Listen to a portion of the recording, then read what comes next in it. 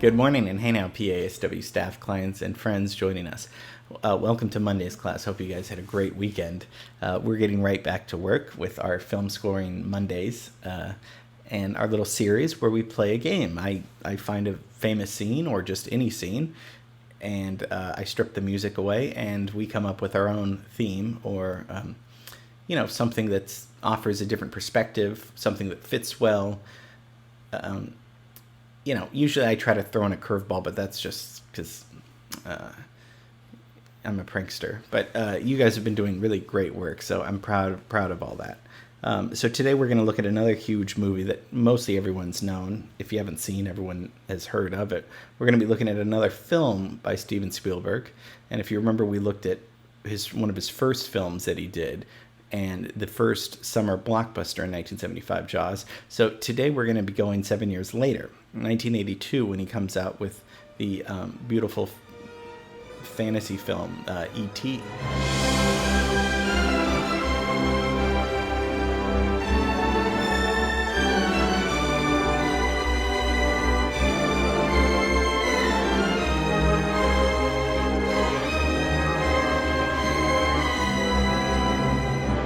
E.T.'s a 1982 American fantasy, science fiction like film, directed by Spielberg and written by Melissa Matheson.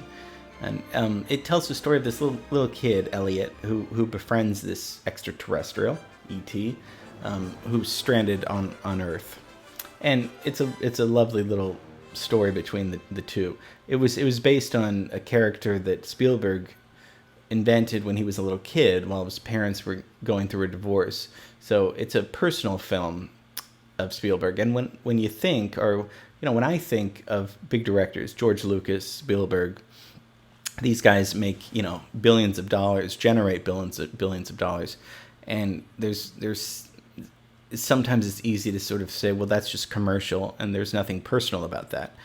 And even I've said that too, but there is something personal. These guys, especially Spielberg, they're making films that they wanted to see when they were kids growing up, and that either they weren't there yet or they had to create them themselves, but they created their own fantasy world for all of us. So they are personal films in a sense, where, and so sometimes we lose track of commercial meaning a sellout or not personal. But they can be personal. And this film was probably maybe his most personal. So we're going to talk a little bit about the film and about the music, this John Williams soundtrack. Then we're going to look at the scene and your assignment and my assignment. So let's get into it. So E.T., probably one of his highest grossing films of all time. It held the record for 11 years until Jurassic Park came out. That made a little bit more money. But this movie was shot for $10.5 million. It's made $792 million. It's almost $1 billion. And it was shot mostly all in Culver City, where the original King Kong was filmed, and Gone with the Wind. And, those studios are still there today. Unlike most films, it was shot in chronological order. And the perspective is from the children's angle. Spielberg, again, uses the filming technique. If you remember, he used that filming technique in Jaws, where the camera would be under the water or over it, and that was a very unsettling feeling. So here, he's using the camera again in an effective way, where if you're a kid, you're shorter than everybody, right? Or if you're a little person, you're looking up all the time. And he's using the camera as kind of a POV, a point of view and that's how people, that are smaller, shorter, view the world. And so he's like, well, what if, instead of the camera here, what if we move it here? And what does the world look like down here? It's there's that great scene in Dead Poet Society when Robin Williams, who's the teacher at this all-boys school, tells them to stand on top of their desk. And, they're confused about why, what's the point of this? But he's like, well, you get a different perspective all of a sudden. And then with a different perspective and view, your reality becomes different. Your thinking becomes a little different, even if it's unconscious. So if Spielberg's moving the camera down below, now the reality is different. You see taller people talking. You can't hear them, perhaps, or whatever. There's a whole new world exploration and discovery available. So cool. Again, he's a brilliant filmmaker, and these are all little subtleties that go into making the film that prove to be, very effective. So, of course, Spielberg calls on his friend and brilliant composer, John Williams. They collaborate again on this. And John Williams, of course, got his start and fame along with Spielberg for Jaws. And here, this score sounds nothing like Jaws. Jaws was scary, a two-note motif, ostinato. Here, it's complete fantasy and magical. It's full orchestra. It has harps and celesta to kind of evoke a childhood, like, those bells and everything. So it's a lovely score. And Spielberg did something really unusual. Usually, filmmakers film the movie. They put a temp score to it, and then they give it to the composer. The composer writes to the picture, frame by frame. So when they were recording the scene that we're going to be scoring, when they were recording that, something wasn't really working in the recording session that John Williams was conducting. And Spielberg went over to him and said, okay, well, why don't you just conduct it, compose it, do it the way you hear it, and I'll edit to the music. This is rarely done. I mean, it may be more now, but I mean, that's very not traditional, especially for a director, a director's ego, because usually, the director always has the final say. That's what it is. But I think Spielberg trusted John Williams' musical instinct and film instinct to say, okay, well, you do it the way you want to do it. You do it, and then I'll edit the sequence to the music. So that's really rare. But it shows that Spielberg is such a good collaborator and such a brilliant filmmaker. What's best for the movie? The score is beautiful, and this chase scene works so well with the score. So it's just it's very cool. So we'll take a look at that in a little bit. John Williams' score. So we haven't really talked about modes yet in music. We've talked about modal jazz with Miles Davis, where there's not really a key center. Okay, so again, we're going to reference the greatest jazz album, the largest one, Kind of Blue. Now, we've listened to So What almost, in every week we listen to this, and we come back to it. So What is, 2 chords for the most part. It's 4 chords total, but it's kind of these 2. So there's no tonal center, really. What John Williams is doing is using polytonality, and polytonality refers to 2 different keys being played at the same time. Okay, we won't go too technical into this, but you have the key of C. Remember we talked about Bill Evans. We had the root note, right? C is the root note.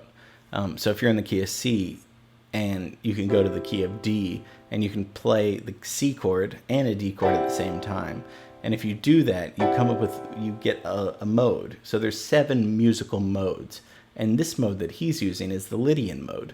The Lydian is like a major scale, except with a raised 4th. So if we have a C major scale, it's going to be C, D, E, F sharp, G, A, B, C. So it's a major scale, except the 4th is raised to an F sharp. That gives it this sound it's a happy sound. It's used in film scores all the time. So why do we have modes? Is this just fancy music theory talk? No, we have modes because they evoke different emotions in the score. So many times I don't write my music really thinking I'm going to do it in this mode. I just but I think of it afterwards. So each mode presents different emotions. So like I said, there's 7 modes. So you could, if we went through each mode, you would hear the difference. And we could, but I don't want to deviate too much of the assignment. But what John Williams is using is polytonality, two keys going on at the same time. So kind of a C chord and a D chord going on simultaneously. Let's listen to the scene with John Williams' score, and then we'll hear it without the music. Okay.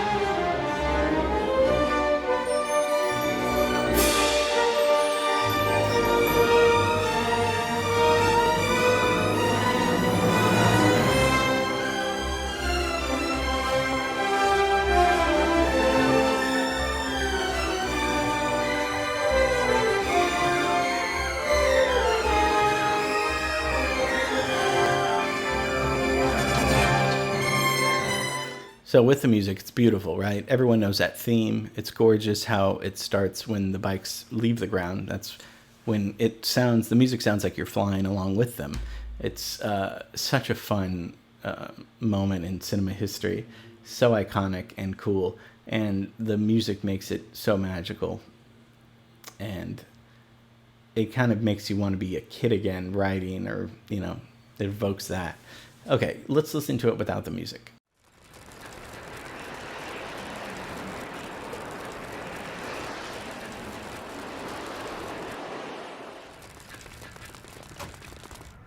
Yeah! Oh! Ah! Oh my god! Holy shit!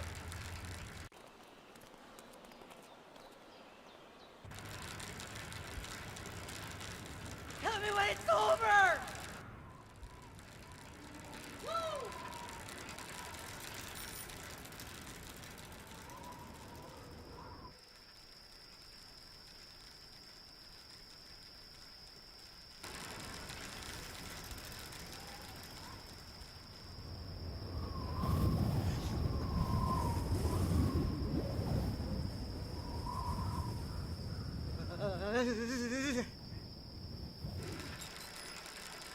Still looks magical for the most part. You hear a lot of bicycle riding and them breathing, and it's still a magical looking scene. But I don't know. Let's come up with something else. Let's have a different perspective. It doesn't have there's no right or wrong answers, like I always say. For those of you that haven't played along, play along. If you look at, I'm going to post a scene again with no music after the class, and see if if it reminds you of something, and email it to me or post it below a link on Spotify or YouTube, and play along if you want. If it's wow, I hear this song over this scene, email me the link to the song, and tell me where you want it to start, or if you don't want to do that, just send it to me, and I'll see if I can embed it the way that you envisioned it. But this is fun. I'm not sure what I'm going to choose, so I'm going to get to work right after this as well. So let's see. So we're going to have fun scoring our scene from E.T., from the Spielberg film E.T. Yep. Okay. This was fun. I'm very excited to see what we come up with. Have a great rest of the day, and see you tomorrow.